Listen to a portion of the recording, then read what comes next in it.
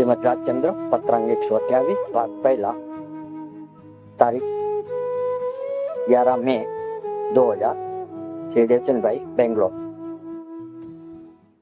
नमो अर्यंताणम नमो सिद्धाणम नमो आयर्याणम नमो उवज्जायाणम नमो लोये सवसावणम नमो समय साराय स्वानुभूत्या चकास्ते चित्त स्वभावाय भावाय सर्वभावांतरचिले मंगलम भगवान वीरो मंगलम गौतमो गणी मंगलम कुंद कुंदार्यो जैन धर्मोस्तु मंगलम सर्व मंगल मांगल्यम सर्व कल्याण कारकम प्रधानम सर्वधर्माणम जैनम जयतु शासनम ओंकार बिंदु संयुक्तम नित्यम ध्यायन्ति योगिनो कामदम मोक्षदम चैव ओंकाराय नमो नमः।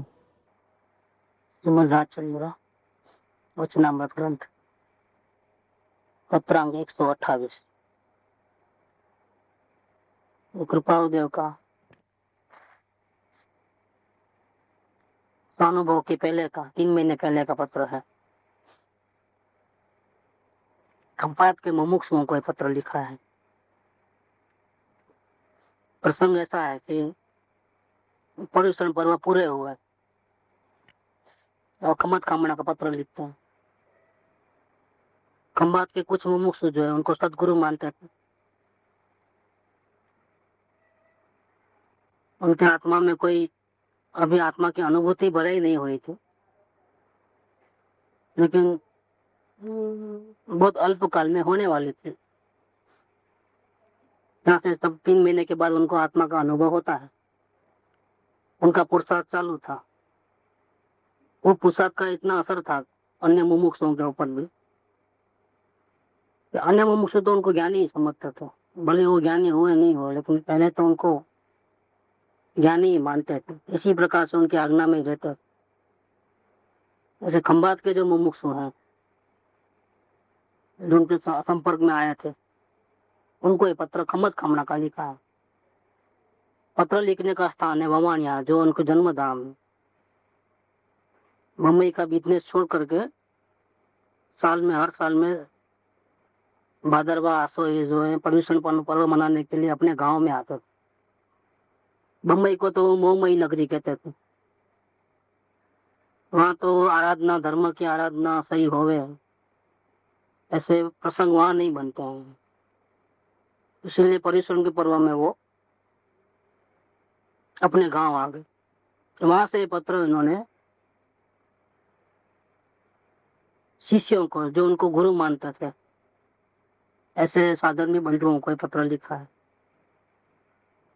धर्म इच्छुक भाइयों, धर्म माने आत्म कल्याण, आत्म शांति। वो ऐसे भाई हैं, साधर्मी भाई हैं। वो कैसे हैं? आत्म शांति को चाहने वाले ऐसे भाई श्री, ऐसे भाइयों मतलब बहुवचन है, 1-2 नहीं, ज्यादा लोग थे उनके संपर्क में आने वाले।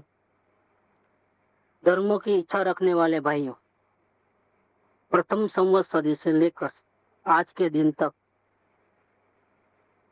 किसी भी प्रकार से आपकी अभिनय हुई हो, असाधना हुई हो, असमाधि हुई हो, मेरे मन वचन काया के किसी भी योग अध्यवसाय से हुई हो, उनके लिए पुनः पुनः क्षमा चाहता हूँ। साधर्मियों के प्रति थोड़ी भी अपने को ऐसा मन में अभिनय भाव, असाधना, मन वचन या काया से कोई भी गलती के कारण हो गई हो, तो पिछला जो संवत्सरण हो गया भूतकाल में 1 साल पहले, वो 1 साल दरमियान वापिस गलतियां होती है, तो अभी वो सबकी क्षमा चाहता हूँ। ये अब से नया खाता खुला। अभी जो गलती होगी वो अगले पर्युषण में तो समापना। ऐसा अपने जैनों का रिवाज, हर साल में पर्युषण पर्व मनाते हैं। पर्युषण के 8 दिन या 10 दिन विशेष साधना करते हैं, त्याग तपस्या दान आदि में रहते हैं। अपने वितरागी सदगुरुओं का स्मरण, जाप और शास्त्र श्रवण आदि धर्म की क्रिया, पूजा, भक्ति आदि विशेष करते हैं। और फिर अंत में जो समापना का दिन आता है, समाप्ति पूरी हो जाती है, भादरवा सुद 5, तब अपने साधर्मियों से, अपने कुटुंबीजनों से, सगे संबंधी से, सबसे अपन पर्सनली जा करके या फिर पत्र के द्वारा अपन मिच्छामीदुक्कड़म करते हैं। पूरे गिलासी को हम आप, छोटा हो बड़ा हो, सब आप एक दूसरे से मिलते हैं। इस प्रकार ये जैनों का सबसे बड़ा पर्व है। ऐसा पर्व अन्य धर्मों में नहीं। अपनी गलती की क्षमा याचना करना इस प्रकार का अन्य धर्मों में इस प्रकार से नहीं है। ये इसके जैन धर्म की मानता है। कृपादेव भी इस प्रकार से भादरवा सुद 6 को लिखे हैं पत्र। भादरवा सुद 5 को पूरा हुआ समाप्ति का दिन, पत्र लिखे हैं दूसरे दिन, एक समापना का पत्र। अभी कृपादेव को 7 साल की उम्र में जाति स्मरण ज्ञान हो चुका था। तो भूतकाल के करीब 900 भाव का उनको जाति स्मरण ज्ञान में इतना ज्ञान का पर्दा हटा, मति ज्ञान का इतना आवरण टला, तो 900 भाव का ज्ञान हुआ। इस जीव ने भूतकाल में अनंत भाव भ्रमण किए हैं। अनंत भाव, अनंत 84 लाख योनि में एक एक योनि में अनंत बार जन्म लिया है। बहुत भटका है जीव। लेकिन जितना उनका ज्ञान का पर्दा हटा उतना उनको ख्याल में आया जाति स्मरण ज्ञान में, तो 900 भाव का ख्याल में आया। और इस भाव में तो उनको भूतकाल में कोई विराट ना होंगे बोल के पंचम काल में आए, जहाँ कोई ज्ञानी पुरुष सदगुरु न मिले, मुनिराज नहीं मिले, सर्वज्ञ भगवान नहीं हो, ऐसे क्षेत्र में उनका जन्म हुआ। कई बार अफसोस भी किया है उन्होंने, इस पंचम काल में मेरा क्यों यहाँ आना हुआ, जहाँ कोई तीर्थंकर नहीं विराजते हैं, जहाँ बावलिंगी मुनिराज कोई नहीं है, जहाँ सदगुरु कोई नहीं है। अरे ज्ञानी की बात जाने दो, सच्चे मुमुक्षु मिलना भी जहाँ दुर्लभ हो, ऐसे काल में मेरा जन्म यहाँ क्यों हुआ, मुझे बहुत अफसोस होता है। लेकिन क्या है, जीव को अपनी विराधना और साधना का फल तो भोगना ही पड़ता है। कर्म किसी को नहीं छोड़ते हैं। बांधे हुए, खुद के द्वारा अज्ञानता से बंधे हुए जो भी विराधना के कर्म है, जो भी पाप और पुण्य फल बंधे हैं, कर्म बंधे हैं, वो तो जीव को भोगना ही पड़ता है।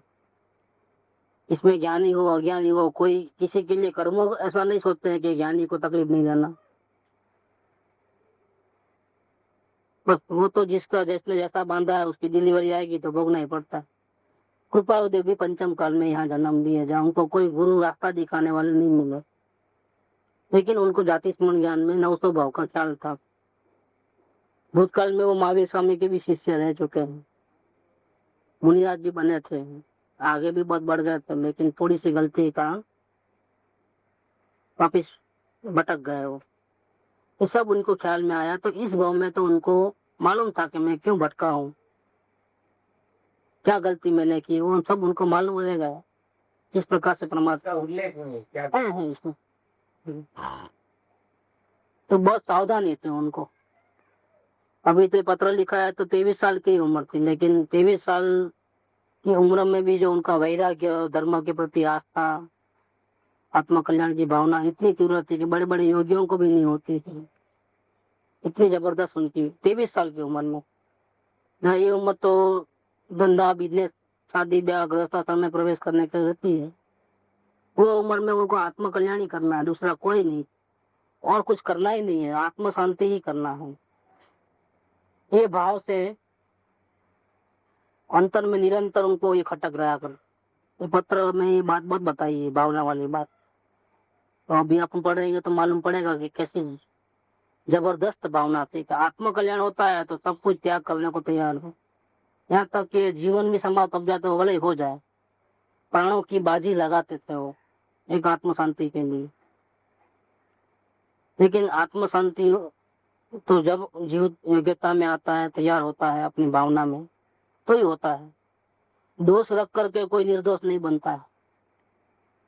इसीलिए यहाँ प्रथम समापना करने के बाद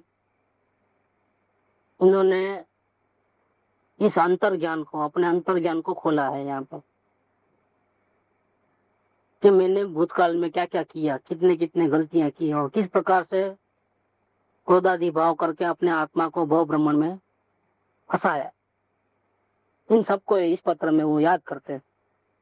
सिर्फ मैं माफी मांग लेता हूँ इच्छा में, ऐसा नहीं। मैंने मेरी आत्मा के प्रति कितना कितना अन्याय किया, कितनी आराधना की, कितनी विराधना की, कितनी आसाधना की, सबको गिनाते हैं यहाँ पर। ऐसी कौन सी गलती की कि जिसके कारण भटकना पड़ा, ये सब गलती को याद करके रखते हैं, फिर माफी मांगते हैं। आप माफ कर दो, मेरे से कुछ भी गलती हो गई होगी, ऐसा नहीं। अनजाने में गलती हुई वो मालूम नहीं पड़े, लेकिन जानने में भी बहुत गलतियां करते हैं हम। लेकिन वो सब गिनाते हैं कि हमने वहां पर आपको पार्टी में अपमान किया था, इतने कड़े शब्द बोले थे, हमको नहीं बोलना चाहिए था। नहीं, वो कोई नहीं। हमारे से कोई गलती हो गई तो माफ कर दो। जिससे वैर उसको तो बोलते ही नहीं, वो तो चाहे कायम रहता है। माफी मांगते वक्त भी उससे वो वैर तो कायम रहता है, मन दुख तो अंदर में रहता ही है। संपूर्ण शुद्धता से तो कभी मीठा में दुख करते ही नहीं। लेकिन यहाँ तो इन्होंने व्यवहार दृष्टि से भले ही साधर्मियों के मीठा में दुख किया, लेकिन अभी अपने मूल असल में अपने आत्मा को दुखी किया, इसीलिए अपने आत्मा का मीठा में दुख करते हैं। वो भी ऐसा नहीं कि हे आत्मा मुझे माफ कर दे, अब भूल जा सब, अब मैं सुधरना चाहता हूँ, अब मुझे आत्म कल्याणी करना है, ऐसा नहीं। सब गलती गिनाते हैं। तो 4 पैराग्राफ ऐसे हैं इसके, पूरे गलती बताते हैं आपकी। कहते हैं कि अंतर ज्ञान से स्मरण करते हुए ऐसा कोई काल ज्ञात नहीं होता अथवा याद नहीं आता कि जिस काल में, जिस समय में इस जीव ने परिभ्रमण न किया हो। भूतकाल को देखता हूँ जाति स्मरण ज्ञान से, तो भूतकाल के प्रति समय, प्रति जिस जिस भाव में गया, उस भाव में भी प्रति समय मैंने गलती की है, परिभ्रमण किया है, भटक भटक की है। ऐसा एक भी समय ऐसा नहीं है कि जिस समय में मैंने परिभ्रमण न किया हो। रात और दिन हर समय में मैंने परिभ्रमण किया है। परिभ्रमण किया है माने भाव तो लंबा लंबा होता है, 5 साल का, 10 साल का, 100 साल का। नरक में जाओ तो 10,000 साल का तो कम से कम आयुष्य। लेकिन ये सब 4 गतियों को मिलते हैं, कर्म बंधन होता है, उसके जो संकल्प विकल्प तो जीव प्रति समय करता है। वो परिभ्रमण तो बाद में होता है कि यहाँ से क्षेत्रांतर हो जाए, एक खोखा मिले, देव का या नरक का या जानवर का या मनुष्य का, वो कुछ साल तक वहां रहे, फिर वहां से निकल के दूसरे खोखे में जाए। वो तो उसमें तो लंबा लंबा गैप है, समझ लो, आयुष्य पर्यंत का। लेकिन ये राग द्वेष के जो विकल्प अंदर में चलते हैं एक के बाद एक, जो इन भावों का कारण बनती है, वो तो हमने हर समय किया है। ये बात कहते हैं। एक समय ऐसा नहीं है कि हमने शांत, बिल्कुल मन बिल्कुल शांत हो गया हो, मन वचन काया से कि किसी प्रकार का कोई संकल्प विकल्प हमने न किया हो, बिल्कुल शांत हो गए हैं। शायद काया से शांत हो गए होंगे, वाणी से मौन हो गए होंगे, लेकिन मन में तो ये करूं, वो करूं, ऐसा करूं, ऐसा करूं, इधर जाऊं, उधर जाऊं, ऐसा क्यों किया, ऐसा नहीं करना था, अभी ऐसा करूंगा, ऐसा तो होना चाहिए, ये ठीक नहीं है, ये ठीक है। ये तो रात और दिन किया है, और यही हमारे अनंत काल के परिभ्रमण का कारण बना। इसीलिए कहते हैं कि एक समय भी ऐसा नहीं गुजरा जिस समय में मैंने परिभ्रमण न किया हो, संकल्प विकल्प का रटन न किया हो, और इसमें लगा है तो फिर मन ही इतना गड़बड़ वाला है। मन में ही इतने प्रकार के कर्तव्य भाव, करूं नहीं करूं, उठा पटक चल रही है, हेरा फेरी चल रही है। फिर वो जीव को आत्मा की समाधि कैसे हो सकती है, आत्म कल्याण कैसे हो सकता है? तो ऐसा हमने किया है, परिभ्रमण किया है, संकल्प विकल्प का रटन किया है, और जो करना चाहिए वो नहीं किया है। क्या करना चाहिए था? आत्म समाधि, वो हमने नहीं किया है, 1 सेकंड भी नहीं किया है। निरंतर यह स्मरण रहा करता है। अब मुझे जाति स्मरण ज्ञान से भूतकाल को याद करते हैं अपनी गलती को, तो मुझे ये गलती बहुत चुभती है दिल में, कोई बात चुकती है तो हम 1000 काम करें तो भी वो बात याद रहती है, भूल नहीं सकता हूँ। जैसे समझो किसी को पहले बुरी आदत थी बीड़ी सिगरेट पीने की, लेकिन अब प्रतिज्ञा ले ली कि अब जिंदगी भर नहीं पीना है, तो प्रतिज्ञा निरंतर याद रहती है। ऐसा नहीं होता है कि वो भूल जाता है, गलती से पी लेता है, फिर बाद में अफसोस करता है, अरे मैंने तो गलती कर दी, मैंने तो प्रतिज्ञा ली हुई थी, ये क्या कर दिया मैंने। ऐसा होता है क्यों? ऐसा नहीं होता है। और दूसरा पीता है अपने सामने, अपने यार दोस्त जिसके साथ उठ बैठ करके हम पीते थे, वो भी सामने हमारे सामने पीता है, उसने प्रतिज्ञा नहीं ली है, तो भी हमको वो प्रतिज्ञा याद रहती है हमारी।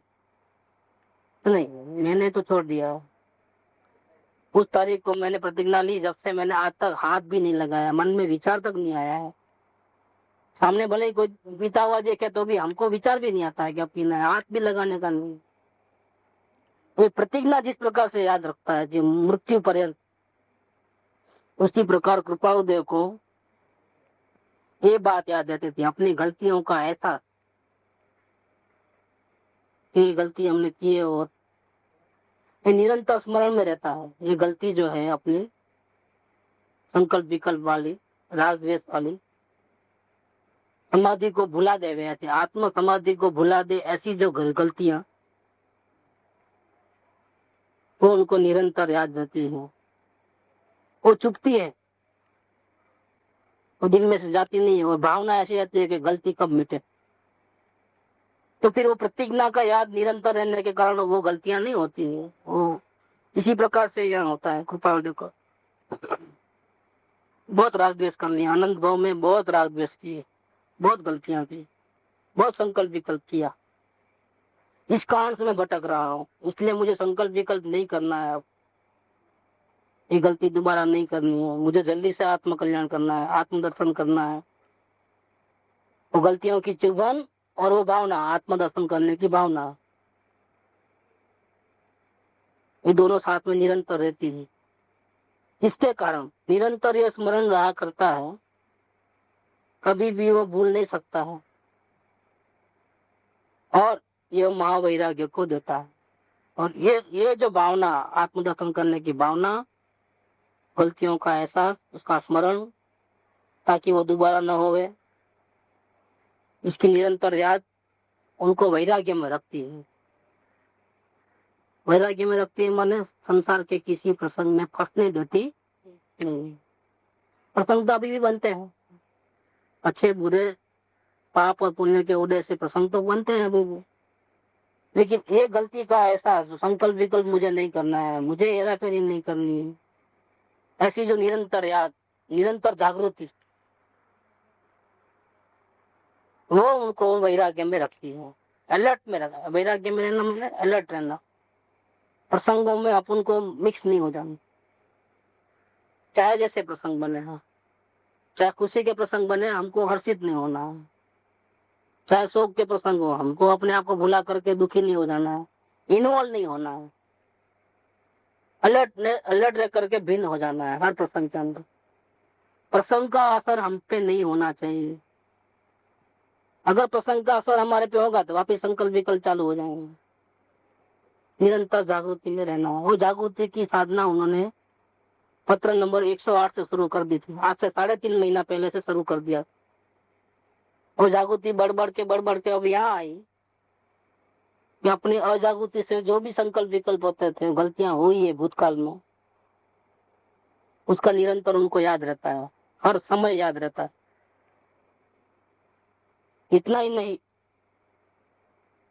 इसके कारण निरंतर जो ये याद रहती है, इसके कारण क्या क्या फल आया कि अब संसार के अच्छे बुरे प्रसंग में वो फंसते नहीं है, महावैराग्य में रहते हैं,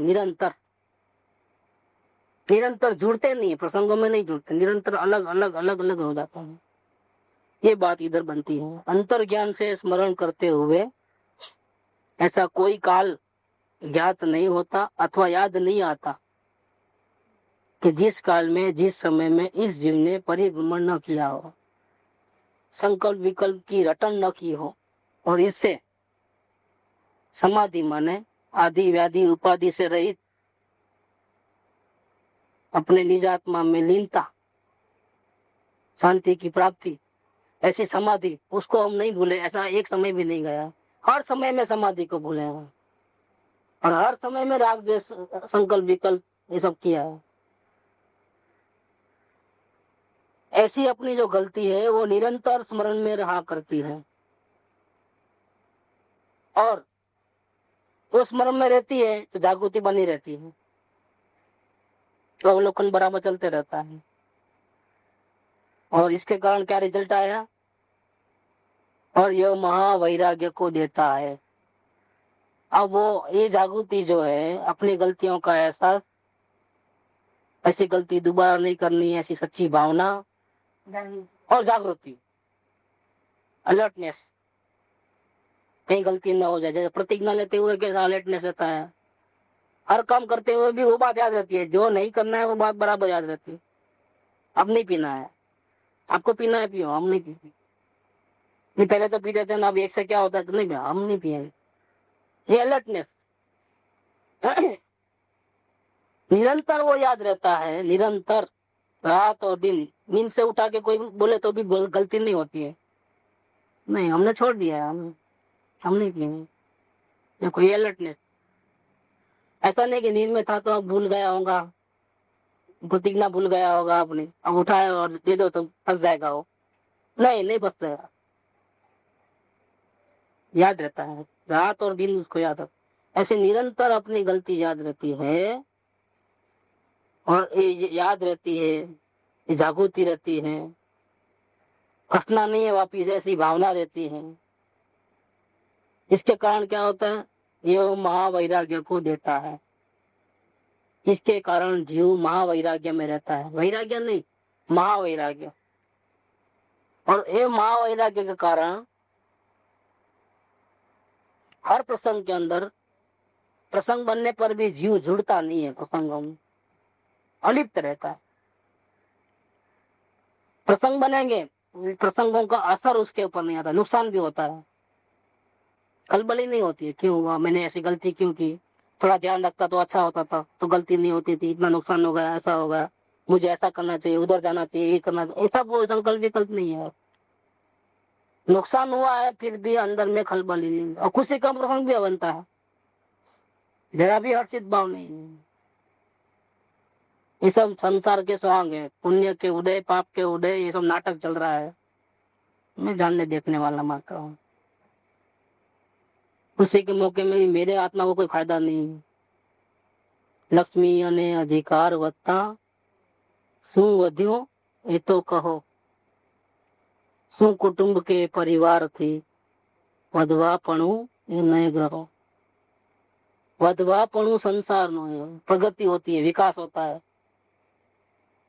बंगला मोटर गाड़ी इज्जत आबरू बढ़ता है। વધવાપણું संसार नु नर देह ने हारी जाओ, इसके पीछे पड़ेगा और खुशी मनाएगा तो क्या होगा, तो मनुष्य भाव को गंवा देगा, जो साधना करनी चाहिए वो नहीं कर पाएगा, और ये भाव पूरा होते ही चले जाएगा दुर्गति में। फिर ऐसा मनुष्य भाव, ऐसा वितरागी जैन धर्म, ऐसे धर्म की वाणी वो कभी सुनने को मिलेगी भी नहीं, सोचने के लिए मन भी नहीं मिलेगा।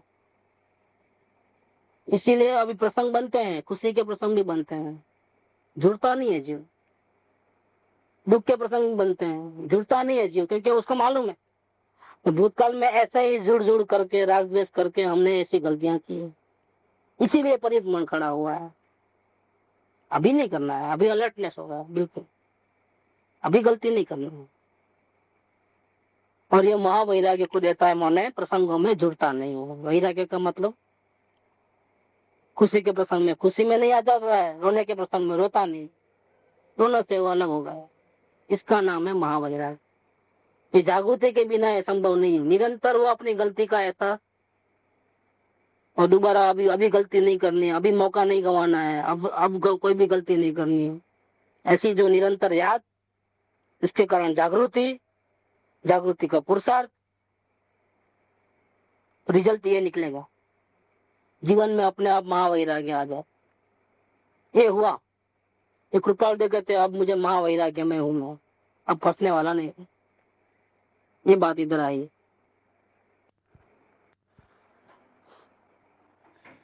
दूसरा पैराग्राफ अब, और स्मरण होता है कि यह परिभ्रमण हमने किया भूतकाल में। एक तो कारण होता है भटकने का, एक कारण अपना अज्ञान रहता है। एक तो अपना मोह राग द्वेष, अपना ही अज्ञान, इसलिए भी जीव भटकते। दूसरा एक कारण जीव का भटकने का एक ये होता है कि खुद भले ही अज्ञानी, रोगी, रागी, द्वेषी था, लेकिन पुण्य के उदय से सदगुरु आदि मिल जाते हैं जो उनको सही रास्ता दिखाते हैं, आत्म शांति का सही उपाय बताते हैं। लेकिन यार ये दूसरी गलती करता है। अभी वो कारण नहीं है कि वो उसको मालूम नहीं है, मालूम तो है क्या कि मैं क्यों भटक रहा हूँ और सही रास्ता क्या है, वो मालूम है, लेकिन स्वच्छंद करता है यहाँ जीव, मतलब गुरु की आज्ञा नहीं उठाता है। हाँ हमको मालूम है, हम कर लेंगे ठीक ठाक, अभी पहले नहीं मालूम था, मालूम हो गया, बस थोड़ा एक काम निपटा के वापिस आत्मा का करेंगे। ऐसा करके वो प्रमाद और अपनी मनमानी स्वच्छंद, अब इसके कारण भटकता है। अभी वो बहाना नहीं है उसके पास, तो मुझे मालूम नहीं था, अनजाने में राग द्वेष हो गए, मुझे अनजाने में गलती हो गई। तो कृपा देव ने वो गलती को याद करते हैं दूसरे पैराग्राफ में कि मुझे स्मरण ऐसा भी होता है कि यह परिभ्रमण, ये भटक भटक, ये राग द्वेष के भाव, ये संकल्प विकल्प केवल स्वच्छंद से करते हुए, जब हम ऐसे भटक रहे थे तब हमको कई ज्ञानी पुरुषों ने रास्ता बताया और हमको हमारे पे बहुत करुणा बरसाई। उन्होंने बहुत मेहनत की ताकि हम भव भ्रमण से बच जावे। समझ में भी समझो हमको आया, लेकिन हमने स्वच्छंद किया। वहां पर स्वच्छंद का अर्थ यह है कि ज्ञानी पुरुष की जो आज्ञा है उसका उल्लंघन किया, आज्ञा के अनुसार नहीं चले, आज्ञा को पैरों तले रौंदा, आंख के आड़े आंख आड़ा कान नहीं करता है, आंख आड़ा कान मतलब सब कुछ समझते हुए भी उल्टे चले, सब कुछ समझते हुए जागरूक नहीं हो पाए। गुरु की आज्ञा उठाते तो जागरूक हो जाते थे, लेकिन गुरु की आज्ञा नहीं उठाई, स्वच्छंद से चले। ये परिभ्रमण केवल स्वच्छंद से करते हुए शिव को उदासीनता क्यों नहीं आई? उदासीन हो जाना चाहिए था। त्याग कर दो, घर बार छोड़ दो, कोई नहीं बोलता है। व्यापार धंधा बंद कर दो, खाना पीना छोड़ दो, तो कोई नहीं बोलता है। वैराग्य की बात नहीं, त्याग की बात नहीं, वो कोई नहीं बोलता है। ऐसा होता है तो ये सब बाहर में। अभी आपको मुमुक्षु अवस्था में कोई त्याग करने को नहीं बोलता है। घर बार छोड़ दो, खाना पीना छोड़ दो, टीवी पिक्चर देखना छोड़ दो, पार्टी में जाना छोड़ दो, ये नहीं बोलते हैं। लेकिन उदासीनता तो चाहिए ही चाहिए, उदासीनता में आना है। क्या कहते हैं क्या चिंता रहेगी, अभी संसार से दूर रहेगा, इसमें तब बैठना बैठना नहीं रहेगा, तो पिक्चर जाना, पार्टी जाना, कहाँ से मन होगा उसका? वो सहज रूप से नहीं होगा। जिसको आत्म कल्याण करना है उसको सहज रूप से वो सुहाता नहीं है तो छोड़ देता है। छोड़ दे, नहीं नहीं, वो नहीं छोड़ूंगा तो पाप हो जाएगा, इसलिए मुझे छोड़ देना है, डर के मारे नहीं छोड़ता है। नहीं, इतने सारे कर्म बनने जाएंगे तो मैं कैसे करूंगा, फिर मेरे को ही भोगना है, इसलिए मुझे टीवी नहीं देखना है, इसलिए मुझे होटल में नहीं जाना है। वो डर के मारे नहीं है। हाँ, उदासीनता का मतलब भी रहता है और सब चलते ही रहता है पूरा रूटीन।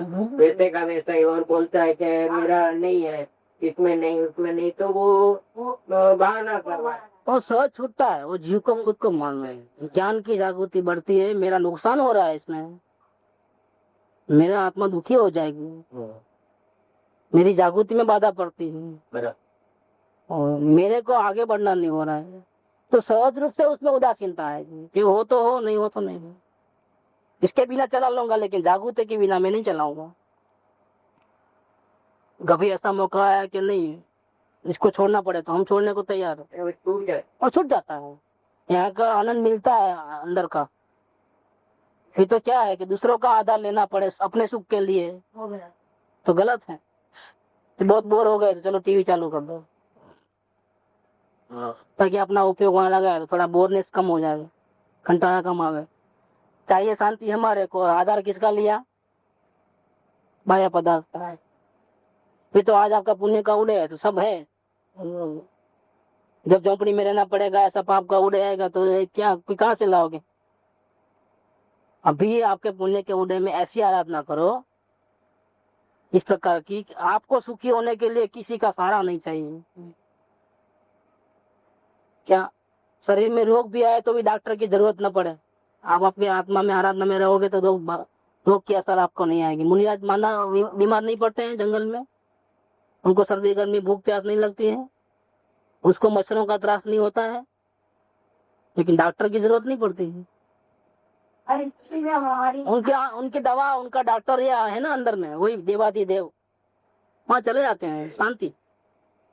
ध्यान ही नहीं। ध्यान ही नहीं आता। वो इसमें इतना लीन रहते हैं, इतने आनंद में रहते हैं कि तो छोटे छोटे फोड़े होते हैं तो ध्यान ही नहीं। जैसे अपने को मामूली बुखार आता है तो ध्यान नहीं करते हैं, तो आज बुखार आया, आज तो रसोई बनाना नहीं है, अब तो सो जाना है लंबे होकर। तो ऐसा होता है। मामूली तो होते आते रहता है, छींक आते रहती, सर्दी होती रहती है, काम चालू रहता है, कोई केयर नहीं करता है। ऐसे मुनिराज को आत्मा के आनंद में इतनी आनंद आता है, इतना आत्मा का बल बढ़ता है उनमें, इतनी सामर्थ्य होता है आत्मा का कि मच्छरों का त्रास, ठंडी गर्मी भूख प्यास हो तो उनको गिनती में नहीं, उनकी आराधना को इफेक्ट नहीं करता है। वो अंदर से बल आत्मा का बढ़ते रहता है और मिलते रहता है आनंद, दुखी नहीं हो जाते। ऐसा सामर्थ्य उन्होंने इतनी साधना करके पाया है, इतना अपना विकास किया है। हमको तो पल पल में सबकी जरूरत पड़ती है, अपनी शांति के लिए दूसरों का आधार लेना पड़ता है।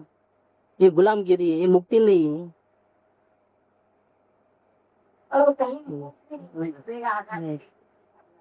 मुमुक्षु अवस्था से ही सब छूट जाता है, किसी का आधार लेना नहीं, दूसरों एक ही आधार रहता है। मुमुक्षु को एक ही आधार रहता है, कभी मुझे मेरा परमात्मा मिला नहीं है, तब तक जिसको परमात्मा मिला है उसका शरण भाव नहीं छोड़ना है। एक ही आधार, मेरे आधार मेरे तारणहार वही एक है, बाकी कोई नहीं। भले सदगुरु बोले कि तेरा आत्मा ही तेरा सहारा है, लेकिन वो बोलेगा मुझे दिखा कहाँ है? अभी दिख जाएगा तब की बात और है, अभी दिखा नहीं है। तो मेरा तारणहार मेरा आधार तो सदगुरु ही है। सदगुरु भले ही वो धक्का देवे कि नहीं जा तेरे आत्मा में, तो बोले मैं तो आपके सहारे बिना जा ही नहीं सकता। उसका आधार छूटता नहीं, आप जो बोलो वो करूं, लेकिन यहाँ से मेरे को भगाओ मत, ऐसा उसको अवलंबन आता है। वो सहज रूप से उसकी भूमिका के योग्य, वो सहज रूप से ऐसा आधार आता है। उसको ही वो बात समझ में आती है कि आत्मा का आधार कैसे लेना। जिसको ये अवलंबन का आधार लिया नहीं है तो उसको वो बात वेद ज्ञान की बात, तो दूसरा लेसन वाली बात है, वो पल्ले ही नहीं पड़ती। जो आधार लेता है सदगुरु का, उसको ही आत्मा का आधार कैसे लेना, उसका जो विधि है वो समझ में आती है। सबको वो विधि समझ में नहीं आती। विधि समझने की योग्यता तो यहाँ से डेवलप होती है। अंतर में कैसे जाना, आत्मा तो हमारे पास ही है, हम स्वयं ही है, और ज्ञान उसको देखने वाला वो भी हमारे पास ही है। फिर क्यों नहीं देख पाता है? सिर्फ दिशा ही चेंज करनी है, बाहर देखने के बदले अंदर देखना है। लेकिन अंदर तो कैसे देखें, उसकी जो विधि है वो सदगुरु भले ही बोले लेकिन समझ में नहीं आती है। क्यों नहीं आती है? क्योंकि जीव में सदगुरु का आलम्बन लिया नहीं है। जब तक जीव सदगुरु के शरण में जाता नहीं है, उनका आधार लेता नहीं है, आत्म शांति के लिए सदगुरु ही तारणहार है, ऐसा जब तक उसको अंदर से भाषित नहीं होता है, तब तक सदगुरु भले ही वेद ज्ञान की विधि बतावे, उसको वो वेद ज्ञान की विधि पल्ले पड़ती, वो आत्मा का आधार ले ही नहीं सकता। ये अनिवार्य शर्त है कि आत्मा का दर्शन करना है तो जिसको आत्मा का दर्शन करना है उसकी भूमिका में सदगुरु का आधार वाली बात तो आएगी आएगी और आएगी। अगर वो नहीं आया तो आत्मा को देख के पहले वो संसार को कैसे छोड़ेगा, किस आधार पे छोड़ेगा? संसार तो अब अच्छा लगता नहीं, और जहाँ जाना है उसका तो दर्शन होते नहीं है। बीच में लटक गए तो कौन आधार देगा? तो वहां एक सदगुरु ही सहारा है, उसका ही सहारा है। और चाहता है कि मुझे वो सहारा निरंतर मिला करे, इसका साथ ना छूटे। वो चाहता है, और ऐसा भाव उसको आए बिना रहता ही नहीं है। लेकिन यहाँ पर गोपाल देव कहते हैं कि भूतकाल में अनंत भावों में मैंने जो परिभ्रमण किया, और जितना भी संकल्प विकल्प किया, उसमें वो भी कारण रहा है कि मेरी अज्ञानता हो, मैं रास्ता नहीं जानता था। ऐसे भी कई भाव गए, लेकिन ऐसे भी कई भाव गए कि जिस भाव में मुझे सदगुरु का साथ भी मिला था, उनकी वाणी का स्पर्श भी मेरे कान पे गिरा। इससे आगे जाकर के मेरी बुद्धि अच्छी थी तो वो वाणी समझ में भी आई थी क्या, लेकिन फिर भी मैंने एक गलती की थी। उनकी आज्ञा को पैरों तले रोना था, मनमानी की थी, जागरूक नहीं हुआ था, स्वच्छंद से चला था। ये ऐसे भी कई भाव किए हैं कि जिसके मूल में स्वच्छंद कारण था, केवल अज्ञानता कारण नहीं थी, स्वच्छंद भी कारण। और वो स्वच्छंद करते हुए जीव को उदासीनता क्यों नहीं आई? जब तक स्वच्छंद है, ज्ञानी की आज्ञा पे चलना ही नहीं है, तो उदासीनता आएगी कैसे? उदासीनता तो बहुत बड़ी चीज है। त्याग कर देना आसान है कि नहीं खाना है, नहीं पीना है, लेकिन खाते खाते खाने का रस न आवे तो बहुत मुश्किल है। घर बार छोड़ना आसान है, लेकिन घर में रहते हुए वैरागी बन के रहना है। एक चीज मेरी नहीं है, एक चीज पे अधिकार नहीं, जैसा आपको ठीक लगे, जैसा आपको ठीक लगे, जैसा आपको ठीक लगे, ऐसा करना है तो ठीक है, ऐसा करना है तो ठीक है। ये जो घर में रहते हुए भी अधिकारपना किसी के ऊपर भी नहीं, ऐसा नहीं ऐसा करो, ऐसा नहीं ऐसा करो, ये ठीक नहीं है, वो ठीक नहीं है, यहाँ से इसको हटाओ, उधर रखो, उसको ठीक करो, ऐसा करो। नहीं, घर में रहो लेकिन अधिकारपना नहीं। तो घर में ही वैरागी, घर में रहते हुए भी वैरागी, वो उदासीनता जो है वो नहीं आई। क्यों नहीं आई? कि ज्ञानी की आज्ञा को माना नहीं, सुनी आज्ञा को, बुद्धि से समझी, लेकिन हमने परिणमन नहीं लाया। होता है अवलोकन की बातें सुनने पर भी अवलोकन शुरू नहीं होता है, जागृति आती नहीं है, अलर्टनेस नहीं रहता है, उसके कारण उदासीनता नहीं आती है। जितनी देर सुनते हैं उतनी देर तो वैराग्य बना रहता है, और साथ छूटता है, वाणी सुनना छूटता है, और उधर हम इधर अपने में फंस जाते हैं प्रपंच में। 1 घंटा सुनना और 23 घंटा फंसना उदय प्रसंग में, जी भर के राजदेश कर लेना, वापिस आना सुनने के लिए, और गलती कर दिया अब नहीं करूंगा, ऐसा भाव होता है सुनते वक्त। अब तो गलती नहीं करना है, रोना गिड़गिड़ाना भी होता है, लेकिन जैसा साथ छूटा वापिस वैसा का वैसा। तो सदगुरु की आज्ञा क्यों 1 घंटे ही याद रहती है, 24 घंटा क्यों याद नहीं रहती है? क्यों भूल जाते हैं? एक ही कारण है कि जीव को संसार की रुचि छूटी नहीं है, आशा अपेक्षा छूटी नहीं है, और जो साधना बताते हैं वो बराबर ठीक ढंग से करता नहीं। साधना करे तो पहले आशा अपेक्षा थी वो धीरे धीरे कम होकर के छूट जा रहे, लेकिन जीव साधना ही नहीं करे। कोई कड़ी शरत नहीं है यहाँ पर, ये नहीं खाना, ये नहीं पीना, वहां नहीं जाना, उधर नहीं करना, ऐसा तो नहीं है। जागृति में रहना वो कहाँ है? निरंतर हर समय में वर्तमान के अपने भावों को सिर्फ देखना है, हटाना भी नहीं है। क्रोध हुआ तो क्रोध को हटाना नहीं है, कुछ क्रोध आया तो क्रोध को भी देखना है, मन कसाया तो मन कसाय को भी देखना है। जो जो भाव आवे, चाहे संसार संबंधी हो चाहे कोई भी संबंधी हो, उसको देखने जाना, देखते रहना, देखते रहना। हटाना, लाना, आगे पीछे करना, दबा देना, डाइवर्ट करना, कुछ नहीं करना। इतना सा लेसन। ऐसे तो पहले तो बात सुनना ही मुश्किल है, अवलोकन की बात ही नहीं मिलती है सुनने। त्याग करो, ये नहीं खाओ, वो नहीं खाओ, इधर मत जाओ, ऐसा बोलने वाले बहुत हैं। जाप जपो, पूजा करो, भक्ति करो, बाधा लो, ये तरीका बताने वाला तो भांति पहली बात नहीं नहीं लगे, एकदम सुनते वक्त तो नहीं लगे कि ये क्या है, ये बात भी सुनना नहीं मिले, और मुश्किल से सुनना मिलता है तो फिर कानों पे आई तो, लेकिन बुद्धि में समझ में नहीं आई, और किसी को बुद्धि में समझ में आई लेकिन पर में रुचि होने के कारण परिणमन में नहीं आई। सुना समझा क्या है, हमको समझ में आ गया क्या करना है, फिर करते हो कि नहीं करते हो, तुम नहीं हो, मेहमान आए तो उसमें रह गए, घर का काम काज में फंस गए, व्यापार धंधे में फंस गए, हमारे से होता नहीं है, बार बार छूट जाता है। क्यों भैया? समझ में नहीं आया, बुद्धि को समझ में आया है। हाँ, इसलिए वो बच्चे का दाखला भी ना मेरे बच्चा बन जाता, बता दीजिए ना। मेरी बा करता है। हाँ, उसमें तो माँ तो किसी खटक रही थी काम करते, कहाँ होगा मेरा बच्चा, क्या करता होगा, वो बोलता नहीं है, सब कुछ करती थी, वो भूल नहीं पाती। बोल नहीं पाता, वैसा रहता है। तो भूल जाना होता है तो अभी बराबर हमारा आत्म कल्याण का ध्यान लक्ष्य नहीं है। सुना है समझा है लेकिन भावना आत्म शांति की हो करके नहीं सुना है। बुद्धि अच्छी हो तो समझ में तो आ जावे, लेकिन अपने को फायदा नहीं होगा। क्यों नहीं होगा? कि हमने सुनते वक्त आत्म शांति की एकमात्र भावना से नहीं सुना है, नहीं समझा, रिजल्ट वही निकलेगा। समझ में सब कुछ आता है, सुनते वक्त परिणाम अच्छे रहते हैं, ऐसा लगता है कि अब दोबारा गलती नहीं करना है, लेकिन वापिस संसार के उदय प्रसंग में अच्छी तरह से फंसना हो जाता है। हमारी साधना हमारे से बराबर नहीं होती,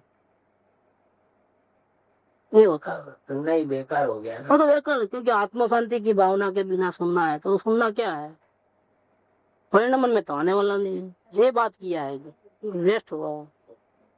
तो ये बात कृपादेव ने ऐसी गलती की थी, उसको याद करते हैं कृपादेव। सुनने से भी कर्म का रस नहीं। सुनने से कर्म का नष्ट नहीं होते हैं, सुनने के बाद उसको अपनाना, जो आज्ञा ली उसको अपना। जैसे हमने कहा कि रात्रि भोजन नहीं करना, आपने सुना लेकिन रात्रि भोजन चालू है, मानो नहीं हाँ ठीक है, लेकिन खाना तो फिर भी चालू है। अब क्या होगा, कर्म बनेगा कि नहीं बनेगा? आना हुआ ही नहीं, नहीं होगा ना। भावना है तो हो जाता। भाव में आया और भाव में तो नहीं खाना है, फिर क्रिया ऐसी क्यों है खाने की? क्या कहोगे उसको? उसको तो यही कहोगे कि खाना भाव में पड़ा है तभी तो ऐसा हो रहा है। अगर भाव में नहीं है तो फिर क्यों खाए? तो सुना कि नहीं रात को नहीं खाना, और भाव में आया कि रात को नहीं खाना है, और फिर भी खाना हो रहा है, इसका मतलब क्या हो गया? और डॉक्टर बोला आपको चीनी खाने की, शक्कर खाने की, तो और बढ़ जाएगा। तो क्या करता है? नहीं खाएगा। देखो, आपको डायबिटीज और बढ़ जाएगा। आप बिल्कुल शुगर को हाथ नहीं लगाना, मिठाई तो छूना भी नहीं, छूना क्या देखना भी नहीं। क्या करेगा? कैसा पालन करता है उसका? एवाई जी को साफ मना कर देगा, भाई साहब मेरे को दुखी मत करो, मैं नहीं खाऊंगा। हम लोग नहीं खाए आज, इतना रख दिए। हम दोनों जल्दी ऊपर जाने का है मामला है इसमें, हम नहीं खाएंगे। नहीं थोड़ा तो ले, थोड़ा भी नहीं देना, हमको ऊपर पहुंचाना है तो बात करो बस। तो ऐसे प्रसंग में भी नहीं खाना हुआ। क्यों क्यों याद रहता है? तो शरीर से मोह है ना, आत्मा से प्रेम नहीं है। इसलिए शरीर के डॉक्टर बोलेगा वो सब बात याद रहती है, सदगुरु बोलते हैं वो बात, यहाँ बोला, यहाँ सुना, यहाँ बोल, यहाँ पर भी भाव कर लो, नहीं खाया आप खा लो। कोई भी फायदा नहीं होता है। ऐसा तो कई बार किया है, यही बात कहते हैं कि अनंत बार सदगुरु मिले, यहाँ तक कि तीर्थंकर के समोसण में भी खुद जाके आया, उनकी भक्ति पूजा बहुत की, लेकिन बाहर निकले कि उनकी आज्ञा पे पैर रखना ही हुआ है, स्वच्छंद से ही चले हैं जी। और स्मरण होता है कि यह परिभ्रमण केवल स्वच्छंद से करते हुए जीव को उदासीनता क्यों नहीं है? क्यों खाना को मना थोड़ी करे थे, घर बार छोड़ने को थोड़ा बोला था। आपको अलर्ट रहना था वहां कि चाहे जैसे प्रसंग भले घर में रहो, लेकिन घर के अच्छे बुरे प्रसंग होने पर भी आप अपना रिएक्शन देने वाली जो बात है, अच्छा बुरा करने वाली बात, ये ठीक है या ठीक है, ऐसा नहीं वैसा, अधिकारी पना, ऐसा करो ऐसा मत करो, ऐसा जो चलता है संकल्प विकल्प, वो आपको नहीं करना, रहना था वहां, लेकिन ऐसा नहीं करना था। हमसे हो रहा था उसको जानना देखना था सिर्फ। उदासीनता में रहो ना, कहाँ भी जंगल में रहो, घर में रहो, सब बराबर है। उदासीनता में रहो, उदासीनता नहीं है तो साधना नहीं होगी। घर बार छोड़ने को नहीं कहा, लेकिन घर में रहते हुए भी उदासीन वृत्ति में रहने को कहा है। वो हो सकता है अगर हम अपने भावों का निरंतर अवलोकन करेंगे तो हम घर में भी उदास रह सकते हैं। नहीं रहने का क्या कारण है? हमारा पूरा स्वभाव चेंज हो जाता है। बात बात पे गुस्सा, लड़ना झगड़ना, टेंशन में आ जाना, दुखी हो जाना। और साधना करो, सब गायब। और दूसरों को तो फायदा होवे नहीं होवे, लेकिन अपने आत्मा को कितना शांति मिल जाती है। और अगर हम एक सुधरते हैं, घर में एक हम शांत हो जाते हैं, तो इसको देख करके दूसरों को कितना शांति मिल जाती है। सबसे सुगंध फैलती है। हमारी बातों से कोई नहीं आता है धर्म में। हमारा परिणाम देख करके लोग खींचे आते हैं कि ये बदल गया है जीव, बहुत गुस्से वाला था लेकिन अब क्या हो गया, एकदम शांत शांत। पहले तो हर प्रसंग में उठा पटक कर एक कर देता था, अभी कितना भी कुछ भी हो जाए बिल्कुल घर में रहते हुए ऐसे घर में ही नहीं हो। ये किसका फल है? सदगुरु की आज्ञा उठाने का फल है, जागृति में रहने का फल है। लेकिन यहाँ कृपादेव कहते हैं कि मेरे को सदगुरु मिले थे, समझाया था, लेकिन हमने स्वच्छंद के कारण मनमानी करते हुए हमको उदासीनता नहीं आई, जागृति रही नहीं। अब जागृति नहीं आई, उदासीनता नहीं हुई, तो फिर क्या हुआ वो बताते हैं। जब हम जागृति में नहीं रह पाए, उदासीनता में नहीं रह पाए, सदगुरु की बात सुनने पर भी उस पर नहीं चल पाए, तो फिर हम हमारे से कुछ गलतियां हुई। कौन सी गलतियां हुई वो बताते हैं। दूसरे जीवों के प्रति क्रोध करते हुए, मान करते हुए, माया करते हुए और लोभ करते हुए या अन्यथा करते हुए, ये जितने भी भाव कसाय भाव हो रहे हैं वो सब बुरे हैं, परिभ्रमण कराने वाले हैं, जन्म मरण कराने वाले हैं। मेरा बहुत नुकसान हो रहा है, मेरी आत्मा को बहुत भोगना पड़ेगा। ऐसा मुझे जानना चाहिए था, लेकिन मैंने जाना। उदासीनता में नहीं रहे तो ये सब कसाय भाव हावी हो गया आत्मा के ऊपर। बात बात पे गुस्सा, बात बात पे मन कसाय, बात बात में दोषों को छुपाना, क्योंकि मालूम पड़ जाएगा तो हम नीचे गिर जाएंगे। तो झूठ बोलना, कई प्रकार के प्रपंच खड़े करना, देखो दिखावे के लिए। हाँ, माया कपट लोभ सब किया हमने। उदासीनता नहीं आई तो ये सब कुछ किया हमने। जागृति होती तो ये सब नहीं होता था, अपने आप नहीं होता था, कुदरती। लेकिन जागृति में नहीं रह पाए, सदगुरु की आज्ञा नहीं उठाई, जागृति में नहीं रह पाए, तो जो क्रोध आदि भाव थे जो पहले से ही थे हमारे में, वो और वृद्धिगत होने लगे, बढ़ने लगे। नाश तो होने का नहीं, बंद भी नहीं हुआ। और बढ़ते बढ़ते क्या हुआ, आत्मा का बहुत नुकसान हो रहा है, बहुत कर्म बंधन हो रहा है। हंसते हंसते बांधे हुए कर्म, रोते रोते भी छूटने वाले, ये सब हमने किया। जागृति में नहीं रहे, क्रोध मान माया लोभ। और उस वक्त करते वक्त हमको ये भाव बुरे हैं, मेरे आत्मा का नुकसान करने वाले हैं, ऐसा हमको ठीक से जानना था, लेकिन हम जाने नहीं, क्योंकि जागृति नहीं थी। ऐसा यथायोग्य क्यों नहीं जाना? अर्थात ऐसा जानना चाहिए था, मतलब अवलोकन करना चाहिए। भाव करते करते उसकी जानकारी में हमको ऐसा आना था कि ये मेरा नुकसान करने वाला भाव है, परिभ्रमण कराने का मूल कारण है। ये भाव होंगे जब तक परिभ्रमण मिटने वाला नहीं है। ऐसा हमको जानना चाहिए था, फिर भी हमने जाना नहीं।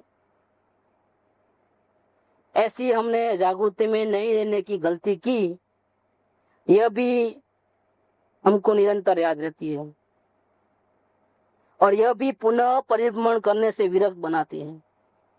अब वो गलती याद आते ही दोबारा ऐसी गलती न हो, एक पल भी हमारी जागृति न छूटे और वापिस परिभ्रमण में न आ जावे, उसकी हमको निरंतर याद रहती है, और हमको संसार से और वैराग्य बढ़ जाता है।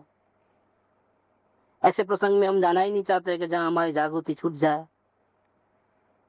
ऐसे पार्टी में, ऐसे फंक्शन में, ऐसे लोगों से मिलने में हम स्वयं नहीं चाहते हैं। भले वो हमको ऐसा बोले कि आप बदल गए हो, अभी आजकल हम मिलते नहीं हो, आजकल मान सम्मान नहीं देते हो, बहुत अभिमान आ गया है, रास्ता भटक गए हो। आपको कोई व्यवहार का भान नहीं रहा, घर परिवार का ध्यान नहीं है, जिम्मेदारी भूल गए हो, बोलो, जिसको जो बोलना है बोलो। लेकिन हमको अभी दोबारा अजागृति में नहीं आना है, हमारी आत्मा का नुकसान नहीं करना है। हमने तो एक बहुत बड़ा बीड़ा उठाया है। इस मनुष्य भाव को हमको वेस्ट नहीं करना है। मान ये मौका आया है, मान ऐसे सत्पुरुष मिले हैं। गलती हो गई, अभी हमको दोबारा गलती नहीं करनी है। ऐसा निरंतर अजागृति जो भूतकाल में की थी, उसके जो परिणाम आए थे, वो परिणाम बहुत भयंकर थे। उसके कारण ही वापिस परिणाम होते रहा। ऐसे सब क्रोध आदि भाव जो है, क्रोध मान माया लोभ के भाव,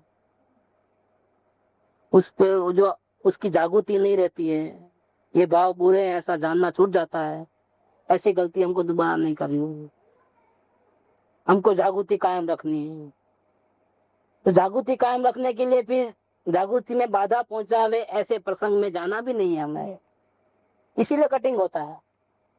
जिसको सदगुरु की आज्ञा उठाना ही है, निरंतर जागृति में रहना है, और स्वयं निर्बल है, अभी इतनी ताकत नहीं है, वहां प्रसंग में जाएगा तो फंसी जाएगा, तो हमको ऐसे प्रसंग अवॉइड कर देना है। वो हमको फंसाने वाले नहीं है, लेकिन हमारे में इतनी ताकत नहीं है। हम जाते हैं तो फंसे बिना नहीं रहते हैं, तो भैया दूर से नमस्कार। जैसे भाई हमको डायबिटीज हुआ और भाई कितना ही फोर्स करे तो हम क्या खाते हैं मिठाई, ऐसा ही यहाँ पर करना है। आप सब अच्छे हो, आपकी मिठाई भी अच्छी है, आपका प्रेम भाव भी सही है, माफ करना मैं नहीं खा सकता। ये बात इधर है। शरीर के स्वास्थ्य के लिए आप उनको नाराज कर सकते हो, भाई को नाराज भी करते हो कि ऐसे प्रसंग में भी आप खाए नहीं, इतना भी मान नहीं रखा शरीर के स्वास्थ्य के लिए।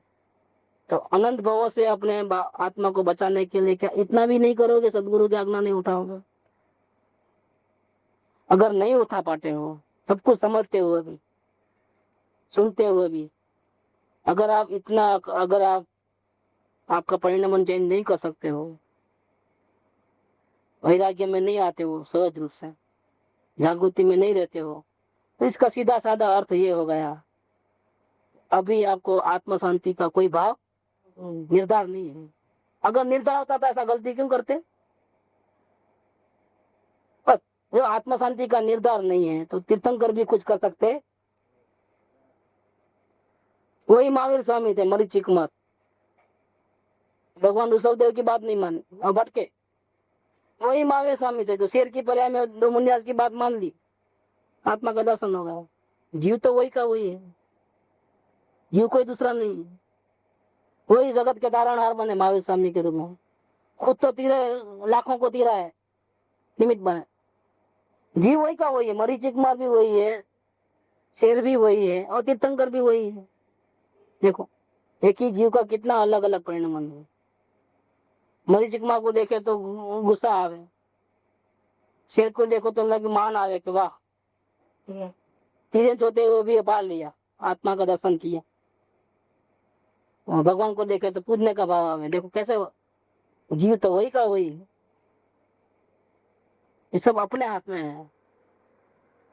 हम अगर सदगुरु की आज्ञा पे चले तो बहुब्रह्मण मिट जाए, और सुनते समझते हुए भी अगर हम परिणाम में नहीं लावे, हाँ चलना है लेकिन चले नहीं, तो इसका मतलब यही हो गया कि अभी हमने शांति के रास्ते पे चलने का, भव समुद्र से आत्मा को डूबने से बचाने का हमने कोई निर्धार किया। अभी तो हमको जो संयोग मिले उसको भोगना है, या प्रतिकूलता से हमको बच के रहना है। हमको आत्मा का तो कुछ पड़ी नहीं, संयोगों की पड़ी है।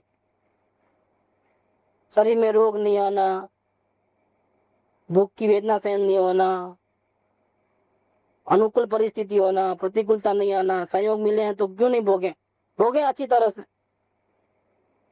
इसमें हम पड़े हैं, फंसे इसमें हैं, उसमें हमको आत्मा कल्याण का कोई ध्यान नहीं है, कोई जागृति नहीं है।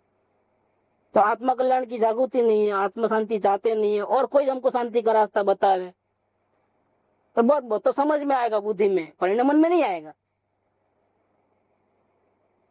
सदगुरु की बात सुनने से परिणाम थोड़ा आता है। सुने, समझे और स्वयं शांति की भावना से उस बात को अपनावे जीवन में, तो शांति बनती है। लेकिन कृपालुदेव ने वो गलती की, सदगुरु मिले, उन्होंने समझाया, समझे भी, लेकिन खुद ने परिणमन नहीं किया हो, क्रोध आदि भाव किए, भाव करते वक्त भी वो भाव बुरे ऐसा नहीं जाना, अजागृति में रहे, जिसका फल पाया परिवर्तन। अब उनकी आत्मा जागृत हुई, अब निरंतर अवलोकन चलता है, एक एक सूक्ष्म सूक्ष्म दोष भी पकड़ में आता है, और दोबारा परिवर्तन होगा तो इसके डर के मारे वो और वैराग्य में आ जाते हैं। ऐसे प्रसंग में जाते ही नहीं है कि जहाँ वो जागृति में नहीं रह पाए, जहाँ हमारे कसाय तीव्र हो जाए, उनको जाना ही नहीं है। जाना है तो सदगुरु के चरण में जाना है, सत्संग में रहना है, भक्ति में रहना है, लेकिन हमको इससे बाहर तो अभी जाना, ये निर्धार कर। ये दूसरा पैराग्राफ हुआ। तीसरा पैराग्राफ एक एक गलती को खोल खोल के बताते हैं कृपा में। ऐसा नहीं कि मीठा मिठुकड़ा नहीं, या जो गलती की है बराबर समझ में आना है, इसलिए ये बात लिया है। और स्मरण ऐसा होता है कि जिनके बिना मैं एक पल भी न जी सकूंगा, ऐसे कितने ही पदार्थ, पुरुष के लिए स्त्री पत्नी और पत्नी के लिए पति, उन दोनों का संबंध, इसके बिना तो रह नहीं सकते जगत। दोनों एक गया जैसे पहाड़ टूट जाता है ऊपर।